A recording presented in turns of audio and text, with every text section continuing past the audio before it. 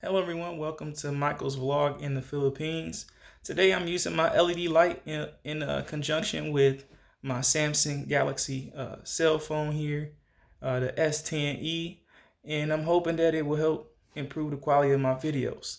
But today's topic is about the Food Panda app, and I promised you guys in my video where I talked about how Facebook and apps rule the Philippines that eventually we would talk about these things. So today we're going to focus on the Food Panda app. So what are the things that, I enjoy about the Food Panda app?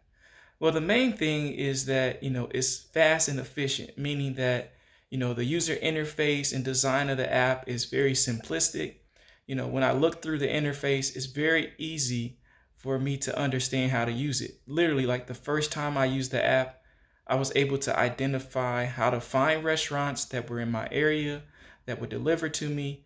And I was able to quickly order and see what my payment options were and how much time it would take for the food to arrive to my place, or if an order was canceled, if something wasn't available, I would be able to know all that information. So a very, very simple app to use. And actually recently they've been doing a lot of discounts. In fact, yesterday they had a discount for like 50% at a lot of different restaurants. So I was thinking, well, when they do those type of discounts, it's actually better to just order from the app than to spend time and energy to go out to eat when you can save like 50% on the cost. Now, that's not something that they do every day. That was just a special promotion. But when they do those type of promotions, 50% off, I mean, for me, it's just common sense to just order on the app if you're going to save 50% versus going out to the restaurant.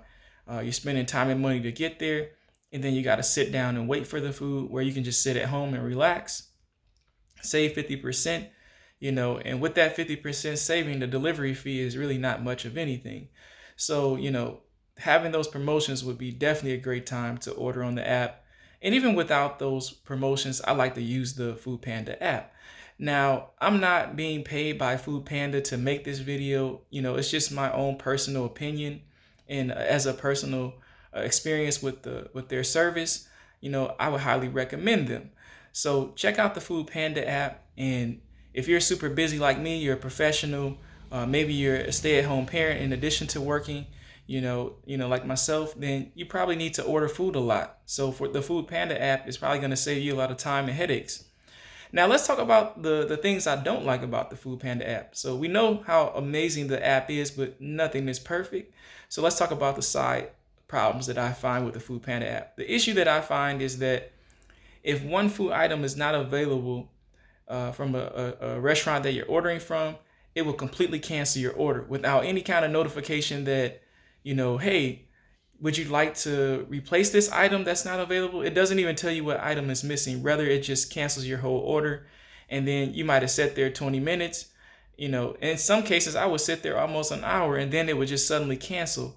Now, they have improved that response time. It is more like maybe 10 minutes or less, or 5 minutes or less, that it will say, hey, this food item's not available. But at one point, I almost completely stopped using the Food Panda app because it would make me wait a whole hour and then the order is canceled. Whereas now it's much, much faster. Like I said, 10 minutes, 5 minutes, or even faster. It just really depends. But much, much quicker than it used to be. But that's kind of an annoyance. I would rather have it, say, hey, this item is not available, or these items are not available. Would you like to replace them with something else and continue your order? Or would you like to just cancel the whole order? So having that flexibility would make a massive, a major improvement to their app. And I think it'll boost the sales as well by offering that option, because just because one item is not available doesn't mean that I'm not interested in ordering food from that particular restaurant. So let's move on to the next component that I don't like about the Food Panda app. If a restaurant, for example, you order the food and you made your order and you decide 1 minute later, hey, there's one thing that I want to add, you cannot add to your order once you process it. So once you hit the payment button, you cannot add anything additional to your order. It would be nice if they gave you a 5 minute, threshold where they say, okay, your order is complete. If there's something that you want to add, you have to add it within 5 minutes. If you don't add it within that time frame, you can't add anything additional to your order. But having that flexibility to add something if you forgot it would be nice, rather than having to wait till that order processes and then reorder, which you probably won't do because of the time delay between those two orders would be too great. So it would be smarter just to not order that additional item. So having that flexibility would be pretty awesome. Other than that, I don't think there's too many other issues that I had with the Food Panda app. Let's talk about the payment options. I don't know if I've covered that yet in this video, but if I didn't, let me talk about that. Uh, the payment options are PayPal, which is awesome. So if you're a foreigner and you're trying to buy food with the Food Panda app, you have the option to use PayPal, which is pretty universal. And if you come here, you don't have to worry about giving the driver cash. You can just pay with PayPal, and there's no financial transaction happening in person. Now, of course, you can pay with cash. So if you wanted to do that, you could do that.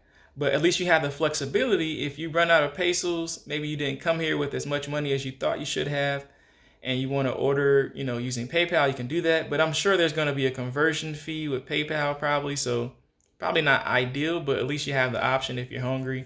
You don't feel like going, to the ATM or going to the exchange place to exchange money. You could pay with PayPal. Now, I've never personally paid with PayPal, so I do not know how effective that is or if it even works correctly. I've only paid with cash, so please don't ask me about that. You can share your experience in the comment section if you have paid with PayPal before, but for me personally, I have not done that.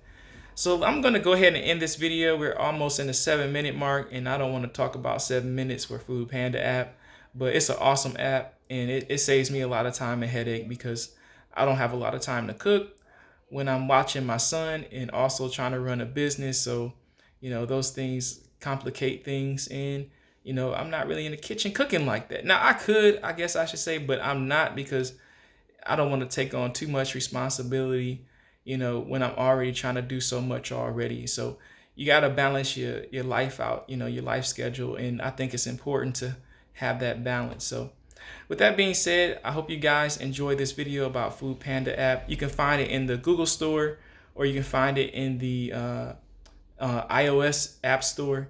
So check either one of those for Food Panda, and you'll be able to order food while you're in the Philippines. So I hope you guys enjoyed this video. Don't forget to embed, comment, share, and subscribe, and stay tuned for future videos.